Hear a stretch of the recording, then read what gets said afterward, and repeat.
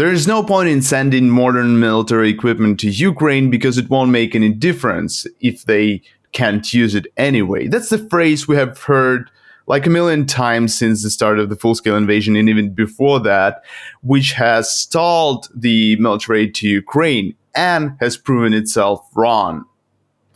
I literally have a quote here that says, "The only weapon systems that could plausibly impose costs that could change Russia's calculus are ones that the United States would be highly unlikely to provide the Ukrainians.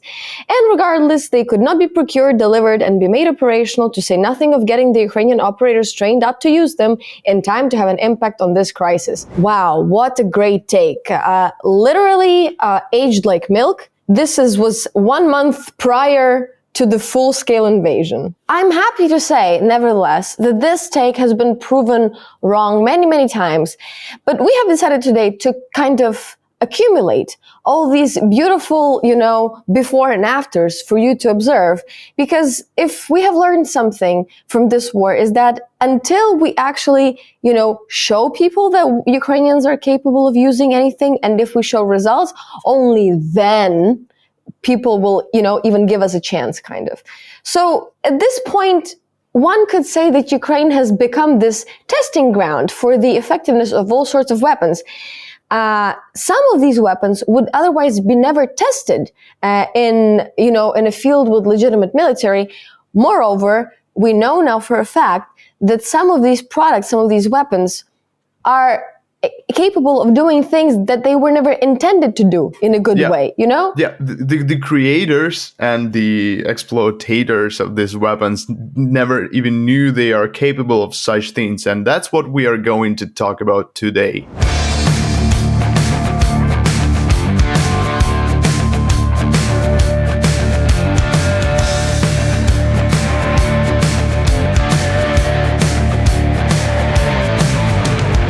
So we literally have an article here in Mail Online.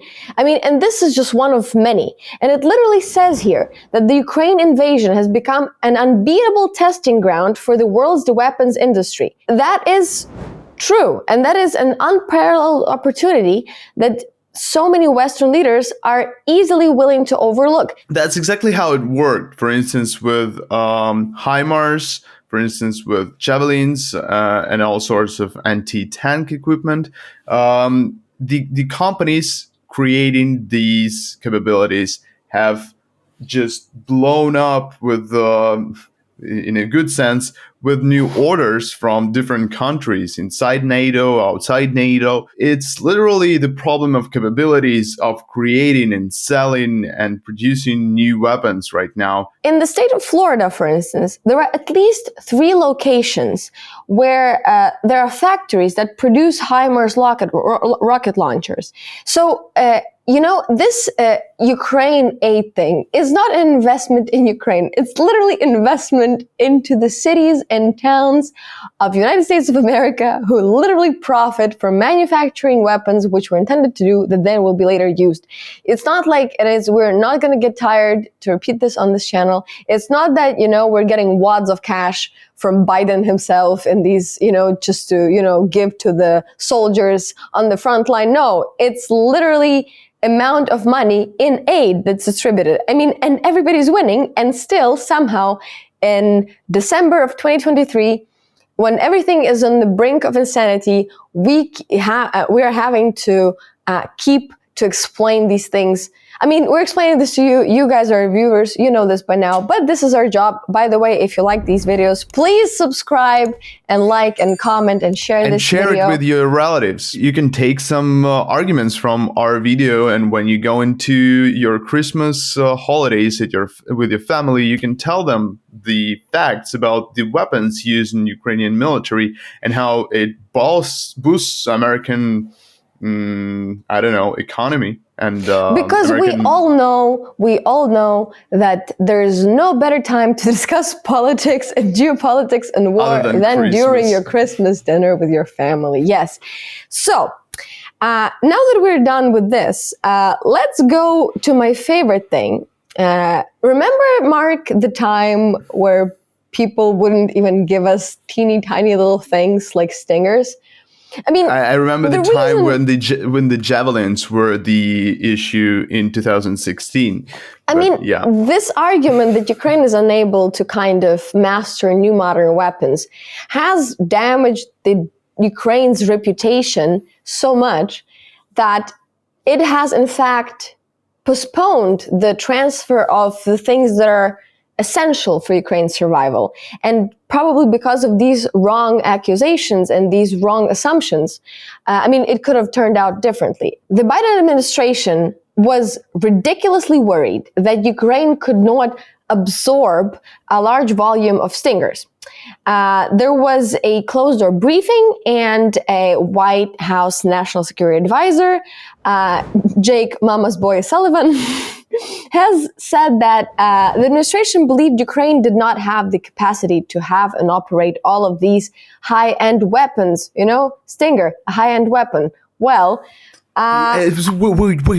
wait a second. Isn't Stinger? Isn't it the thing which Afghan warriors used against Soviet Union in 1980s, which helped them win the war? I don't know. I guess Jake Sullivan thinks that, Ukrainians, unlike, Afghanis, are literally unable to use a tube with the thing. And, I guess, I don't know, he thinks we're... Yeah, and the button. I think Jake Sullivan at some point thought Ukrainians to be some kind of, I don't know, illiterate tribe of morons who are unable to... Yes, we are able to use a very sophisticated, I have to say sophisticated, Soviet weapons that we're operating. We are perfectly capable to do that, but we are unable to absorb a large quantities of metal tubes with buttons. Well, the great news is not only Ukraine was able to absorb these large amounts of quantities of Stingers, a funny thing has happened. We have a great people here in Ukraine, and you know that our soldiers come from different backgrounds. Some of them are builders, some of them are IT specialists, some of them are plasterers, like Mr. Dmytro Shumsky, who was a plasterer in his days before the war, and now he's a soldier of the Armed Forces of Ukraine. And he shot down 2 Russian cruise missiles with a Stinger. Я почув, що летять ракети. I heard a missile flying, and 2 minutes later I saw it visually. I picked up a Stinger and fired. Then I heard that it went down. I was brought the second Stinger and was waiting for the next missile. When I heard it, I shot it down too. A thing that is not supposed to happen, as they say, because Stingers are not made to be shooting down missiles. Yeah, it's for helicopters. Yes, but you know what? He did it. Mr. Jake Sullivan, how about that absorption now, huh, boy? Are we allowed to have big boy toys now? Can we have good stuff now, or what? I'm referring to the times that were in the past, obviously, and this is all. It was kind of frustrating because, the thing is, when we were preparing to this video, so we were researching the cases when we were told that we cannot have something because it's too good for us, or it won't help us, or whatever reason. Too smart for stupid Ukrainians. Yeah, and so I started researching HIMARS, and it appeared we received HIMARS in April 2022, but prior to that, it was it's only 2 months since the full-scale invasion started, and these 2 months felt like ages. And during these ages, we received so many comments about how we cannot have HIMARS, how we cannot have weapons which will reach Russia, which is what was that about? Oh yeah, by the way, remember that argument? Please don't attack Russia because it's going to start World War III. And then the whole bunch of crap happened. They didn't want to give us HIMARS because they were afraid that we will attack Russia with it. They will shoot Putin. And the argument was, you cannot have HIMARS, you cannot have weapons with which you can attack Russia. But it's like a border. It's a line. You can attack Russia with a stone. It just doesn't matter. Yeah, you can use a Stinger to attack Russia.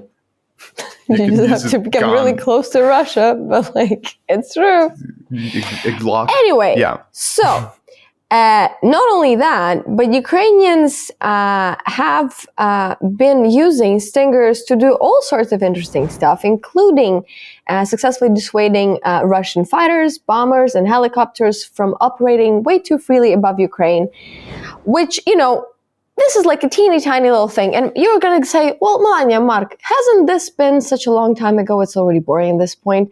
And we might agree. So that's why we found, information about more sophisticated stuff. Jake Sullivan probably would think that, it's impossible for Ukrainians to, master these things. Nevertheless, we're talking about howitzers. And Economic Times back in April of 2022 have written an article that stated that there were limited number of personnel in the armed forces of Ukraine with the proper level of qualification to use sophisticated weapons like the M777 howitzers. You must understand that the choice is either you learn how to use howitzer, right? Or you die in concentration camp. So when you have this choice, or in trench, it doesn't matter. Basically, when you have this choice, and you say I need this, and people say you cannot, you don't have enough personnel, and you cannot learn it, and you say I don't have a fucking choice. Either I get it or I die, and yeah. So, you would be correct to state that, and you are completely correct in your assessment because, well, the thing is that our artillerymen who are training on these howitzers are known to hit the target within their first shot. So you might as well say that Ukrainians are able to learn under pressure. Isn't that exciting? I think it never happened in human history. Yeah, if you teach a person to do something, they will learn to do it. Isn't that amazing? And if their life depends on it, they probably will learn faster than when it's like the 18-year-old conscript in America smoking joint and playing Xbox in his free time, right? Probably these are different levels of urgency. Yeah, and so everybody loves the cool story of Kherson liberation and battles around Kherson. This is one of the favorite cases, especially for our Western friends who are very excited, as were we, to see these things happen. And you know what? These howitzers were actually successfully used in that operation as well. As a result, an artillery battery, a cluster of weapons, and military equipment of the Russian forces were successfully destroyed. So, again, not only did Ukrainians manage to learn to use machinery, they also successfully used it. And our friends, I think at this point you might understand what our video is going to be like for the next couple of minutes. But bear with us; we're just trying to have at least teeny tiny fun with this situation, especially given the fact that during the time we are filming this video, it is still unknown how the Ukraine aid package will turn out in American Congress. There are, bad news, good news, but in reality, this is our kind of way not to lose our minds and remind our American friends and you guys that, every single investment in weapons that West has made into Ukraine returned back tenfold, if you will. I like to talk about more fun stuff because, again, Mark, remember there was this whole shebang and a huge discussion about how Ukrainians could never in the right mind learn how to use Patriot systems. Do you remember that scandal? No, Patriots, no go. Yeah, absolutely impossible. Zero chance Ukrainians, because it's like a complex machine, right? It's electronics and mechanics and and buttons using this, and yes, it's impossible. It's literally impossible to use this thing. They literally said, no, but I just have to make sure. They literally said here, and I have a discussion, and I have a senior defense official saying that there is no discussion about putting a Patriot battery in Ukraine. In order to do that, you have to put U.S. troops with it to operate it. It is not a system that the Ukrainians are familiar with. And as we have made it very clear, there will be no U.S. troops fighting in Ukraine. We now know that's not true. But this sounds so the date of it is, let me see, March 10, 2022. So it's the beginning of the full-scale invasion, and Ukraine pled for this kind of weapons from the very start because it would be very useful for us to protect our cities, to protect literally our, not offensive operations, literally not the thing that Jake Sullivan was so scared about firing at Moscow, killing Putin, God forbid.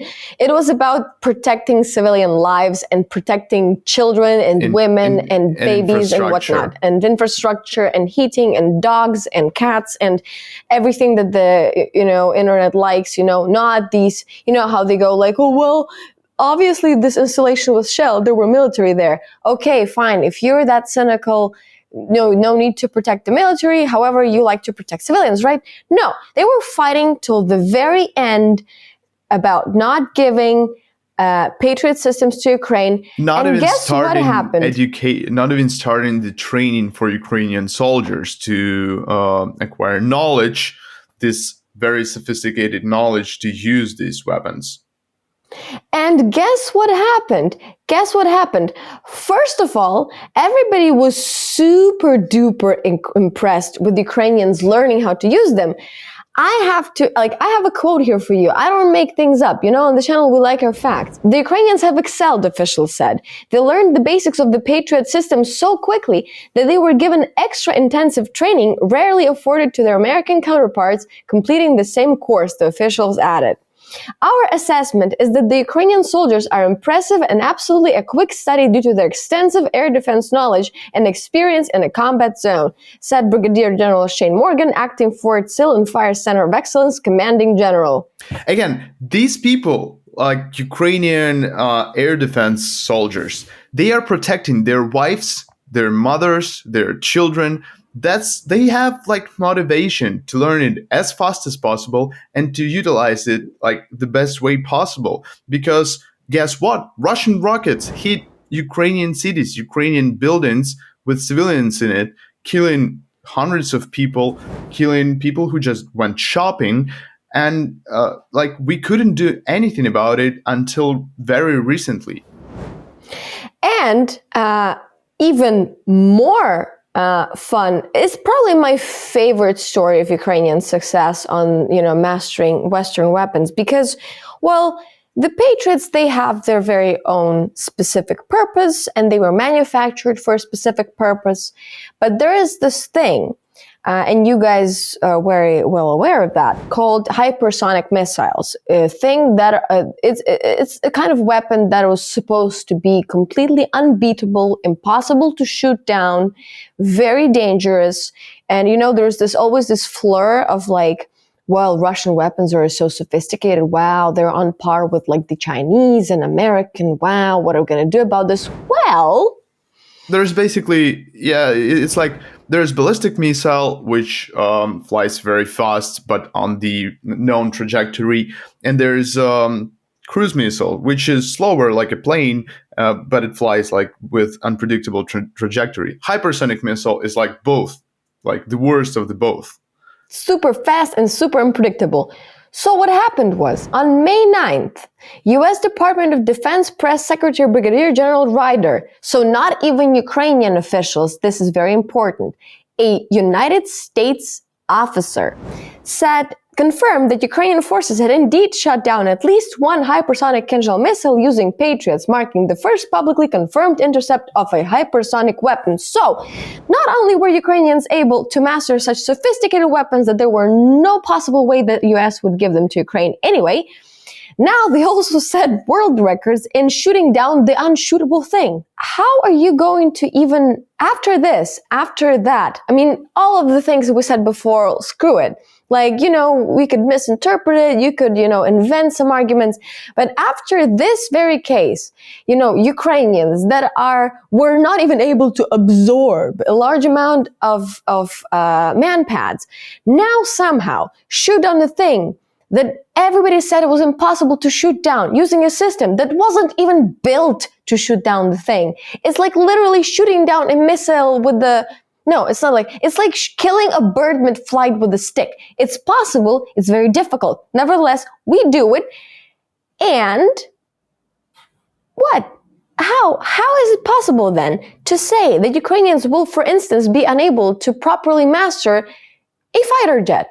Which has been an article for a very long time. Since the war began, since Ukrainians have first made the request to receive modern weapons, modern jets, to, so they could be at least on par with Russian Air Force, the main argument has always been that, it's going to take you 4,000 years to master one. Oh, you have to do all these things to master these jets. It's impossible. The argument, the sooner we start learning, the faster it's going to go, did not apply. It was completely impossible to do it. Nevertheless, after this, in my opinion, all of these discussions should have been put aside forever. However, as we're going to look deeper into the facts that are going to be in this video, this wasn't always, let's say, the case. The argument about the training taking too long is so absurd, and it's so and it's so frustrating. On the example of F-16s, the training for F-16s takes from anywhere from 8 to 16 months, depending on the type of pilot who's starting the training and the initial capabilities of the pilot.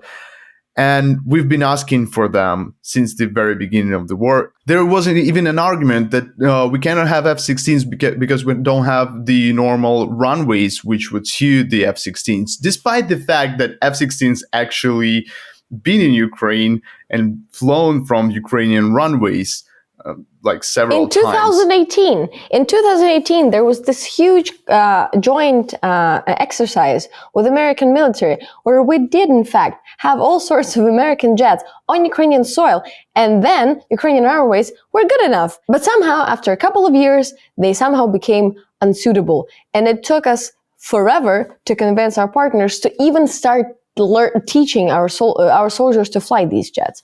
But before we come to the yummy parts and before we come to the jets, another important thing, an honorable mention in this video, is that I remember Joe Biden saying that United States will not send Ukraine rocket systems that could reach into Russia. So Ukrainian official has been asking allies for longer range systems, including MLRS, and that could fire a barrage of rockets hundreds of miles away. And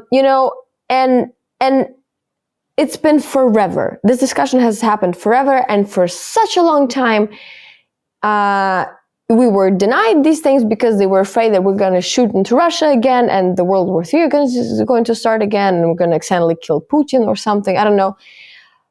But something happened, and then Ukrainians were given HIMARS, and you know what happened? A bunch of Russian stuff got destroyed, and everybody was super happy about it. And Ukraine was able to retake some territory Russia actually occupied. And then another thing happened. 14 Russian helicopters were destroyed by the US-provided ATACMS missiles in Ukraine. 14 helicopters in a day. It's crazy. It's the worst day in Air Force history for any army in the world. And it's amazing because it's only a couple of rockets, couple of expired 30 years old rockets, which are not even the highest range. And that's it. And that's all what we got. And we are limited in use of them. And we have amazing results. And it's these things would just lay somewhere on the shelf anyway and not do their job. And not only did we use them, but also in terms of war, Russians have been increasingly reliant on rotary wing air support during the last couple of months, and everybody's changing their tactics, and it's crucial to remove that air power from them. Because whenever we talk about all these things, we talk about infantry, we talk about, Air Force, but helicopters are very, very, very important asset for any military, but especially Russian one. And to lose 14 of those items in a day, that would otherwise be used in, other operations. I don't even believe I have to explain all these things because, our viewers are the best viewers in the world, and they know that. amount of lives of Ukrainian soldiers saved is like from 14 helicopters is like Yeah, it's impossible to kind of even assess the amount of niceness that has occurred when we've received these things. But we received only 20 of them allegedly, and we are not receiving any more for now. Yeah. So yeah. I don't even know how to finish this video. I mean, the point is we have been, I mean, not only us, the Ukrainians everywhere, people everywhere have talked about these things so many times. And some of these results are so blatantly obvious. You know, you don't even have to come up with reasons why something is something. You know, all of this is so full of sense and purpose. It's ridiculous that we even have to discuss it. It feels like literally everyone besides the anonymous American Pentagon officials or White House officials understand what does it mean. Like it feels like what we were saying is so obvious. Nobody even is gonna like watch this video, but it's obvious for everybody, for literally every living person in the world. Aside from those who entered the White House and talked to journalists, it feels bad because of that. Well, what are you gonna do? The reason why we made this video is we have kind of given you this little kind of cheat sheet on using the arguments when talking to your guys as lawmakers, to your guys as representatives in, either American government or European governments.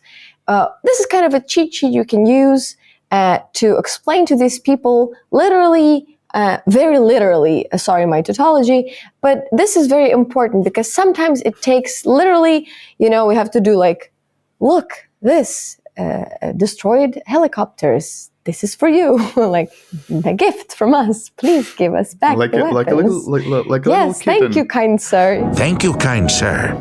I'm referring like a little to kitten with the point. mice in his mouth. Like no. Yes. Look. So this video is a cheat sheet for you guys, but also it's a kind of a thank you video because if we didn't even have these things, we would be in a much worse position. So, things happen. We're just hoping that, this war fatigue that everybody's lying about that exists is not going to change the fact that Ukraine can prove, Ukraine can bring results. Ukraine can actually achieve victory in this war. But it all hangs on this very fact that Ukraine needs to be supplied with modern, more sophisticated weapons. And only then can we finally, move on to something else. Like, it's ridiculous that we even have to, kind of go into the third year of war. I need to remind you, with all of this facts and information that is available to everyone who has a brain, eyes, and ears.